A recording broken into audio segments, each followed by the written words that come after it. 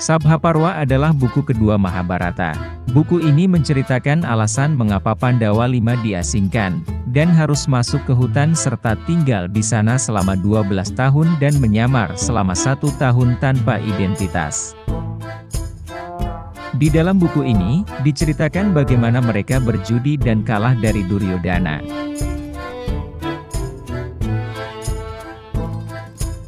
Semenjak Pandawa pulang dari Indraprastha, Duryodhana sering termenung memikirkan usaha untuk mendapatkan kemegahan dan kemewahan yang ada di Indraprastha.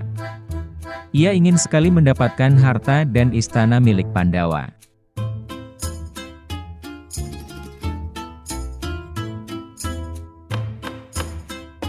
Terlintas dalam benak Duryodhana untuk menggempur Pandawa, tetapi dicegah oleh Sangkuni. Sangkuni berkata, "Aku tahu Yudhistira suka bermain dadu, tetapi ia tidak tahu cara bermain dadu dengan akal-akalan. Sementara aku adalah rajanya main dadu dengan akal-akalan.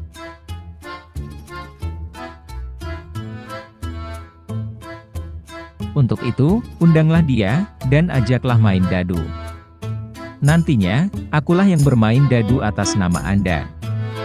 Dengan kelicikanku, tentu dia akan kalah bermain dadu denganku.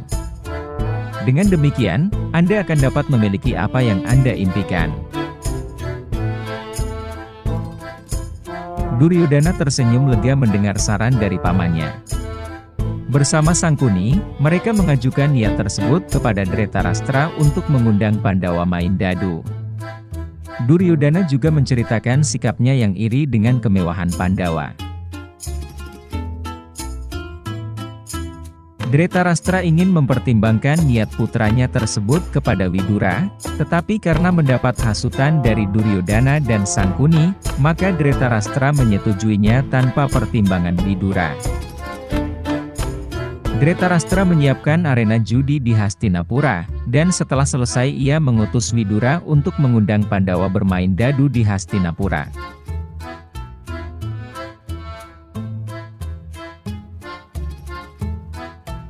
Yudhistira sebagai kakak para Pandawa, menyanggupi undangan tersebut. Dengan disertai para saudaranya beserta istri dan pengawal, Yudhistira berangkat menuju Hastinapura. Sesampainya di Hastinapura, rombongan mereka disambut dengan ramah oleh Duryodhana. Mereka beristirahat di sana selama 1 hari, kemudian menuju ke arena perjudian. Yudhistira berkata, "Kakanda Prabu, berjudi sebetulnya tidak baik. Bahkan menurut para orang bijak, berjudi sebaiknya dihindari karena sering terjadi tipu menipu sesama lawan." Setelah mendengar perkataan Yudhistira, Sangkuni menjawab, "Maaf Paduka Prabu. Saya kira jika Anda berjudi dengan Duryodhana tidak ada jeleknya, sebab kalian masih bersaudara. Apabila Paduka yang menang, maka kekayaan Duryodhana tidaklah hilang sia-sia. Begitu pula sebaliknya, jika Duryodhana menang, maka kekayaan Paduka tidaklah hilang sia-sia, karena masih berada di tangan saudara. Untuk itu, apa jeleknya jika rencana ini kita jalankan bersama-sama?"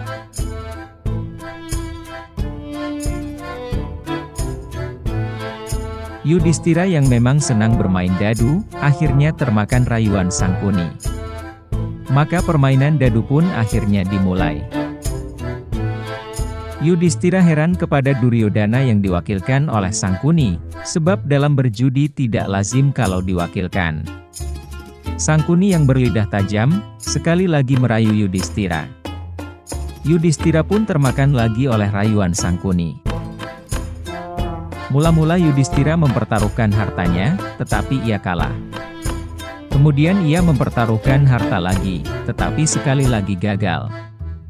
Begitu seterusnya sampai hartanya habis dipakai sebagai taruhan.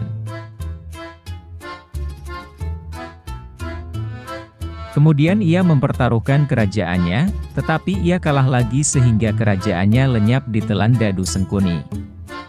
Setelah tidak memiliki apa-apa lagi untuk dipertaruhkan, Yudhistira pun mempertaruhkan adik-adiknya. Sangkuni kaget, tetapi ia juga sebenarnya senang.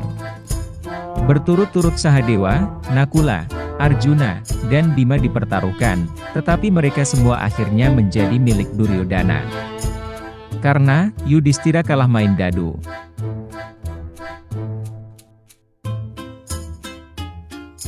Draupadi dihina di muka umum. Harta, istana, kerajaan, prajurit, dan saudara Yudhistira pun akhirnya menjadi milik Duryodana. Yudhistira yang tidak memiliki apa-apa lagi, nekat mempertaruhkan dirinya sendiri. Sekali lagi ia kalah. Sehingga dirinya harus menjadi milik Duryodana.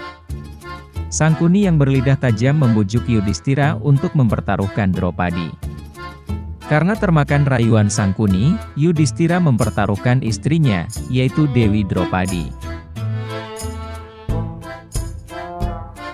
Banyak yang tidak setuju dengan tindakan Yudhistira, tetapi mereka semua membisu karena hak atas permainan dadu ada pada Yudhistira.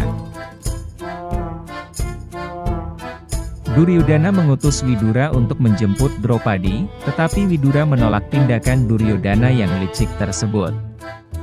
Karena Widura menolak, Duryodana mengutus para pengawalnya untuk menjemput Draupadi. Namun, setelah para pengawalnya tiba di tempat peristirahatan Draupadi, Draupadi menolak untuk datang ke arena judi. Setelah gagal, Duryodana menyuruh Dursasana, adiknya, untuk menjemput Draupadi.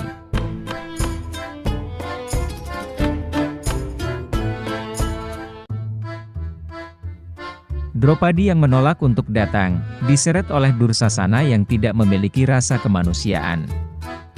Draupadi menangis dan menjerit-jerit karena rambutnya ditarik sampai ke arena judi, tempat suami dan para iparnya berkumpul.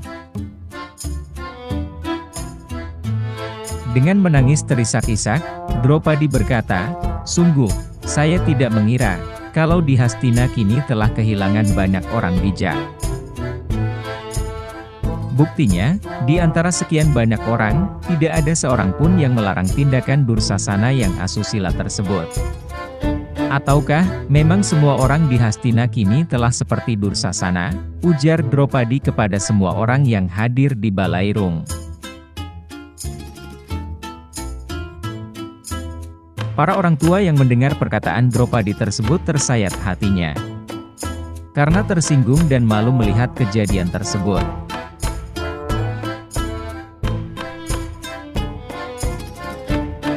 Wikarna, salah satu Korawa yang masih memiliki belas kasihan kepada Draupadi, berkata, "Tuan-tuan sekalian yang saya hormati. Karena di antara tuan-tuan tidak ada yang menanggapi peristiwa ini, maka perkenankanlah saya mengutarakan isi hati saya. Pertama, saya tahu bahwa Prabu Yudhistira kalah bermain dadu karena terkena tipu muslihat Paman Sangkuni. Kedua, karena Prabu Yudhistira telah kalah dan mempertaruhkan Dewi Draupadi, maka ia telah kehilangan kebebasannya. Maka dari itu, taruhan Prabu Yudhistira yang berupa Dewi Draupadi, tidaklah sah." Para hadirin yang mendengar perkataan Wikarna merasa lega hatinya. Namun, karena Raja Angga tidak setuju dengan Wikarna.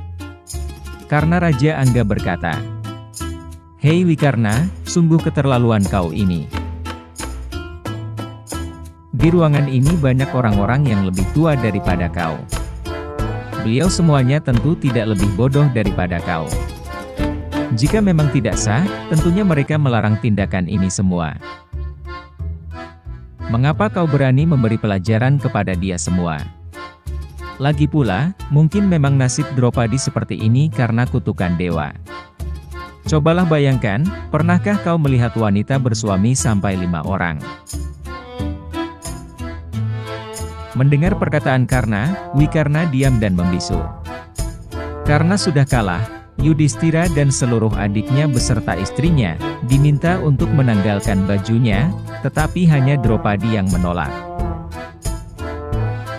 Dursasana yang berwatak kasar menarik kain yang dipakai Draupadi. Seketika itu, Draupadi berdoa kepada para dewa agar dirinya diselamatkan. Sri Kresna mendengar doa Draupadi. Secepatnya ia menolong Draupadi secara gaib.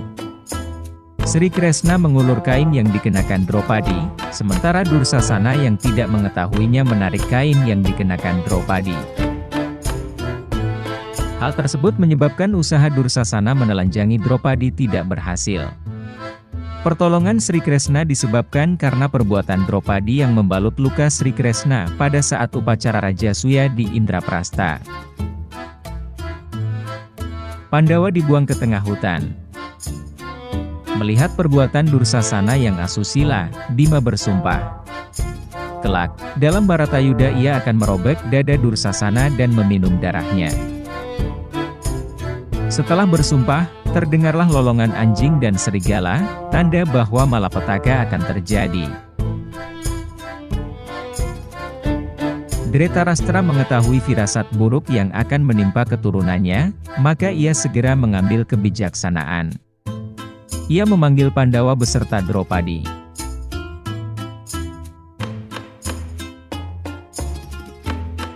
Dhritarashtra berkata, "Oh Yudhistira, engkau tidak bersalah. Karena itu, segala sesuatu yang menjadi milikmu, kini ku kembalikan lagi kepadamu. Maafkanlah saudara-saudaramu yang telah berkelakuan gegabah. Sekarang, pulanglah ke Indraprastha." Setelah mendapat pengampunan dari Dhritarashtra, Pandawa beserta istrinya mohon diri. Duryodhana yang kecewa, ia menyalahkan perbuatan ayahnya yang mengembalikan harta Yudhistira. Dengan berbagai dalih, Duryodhana menghasut ayahnya.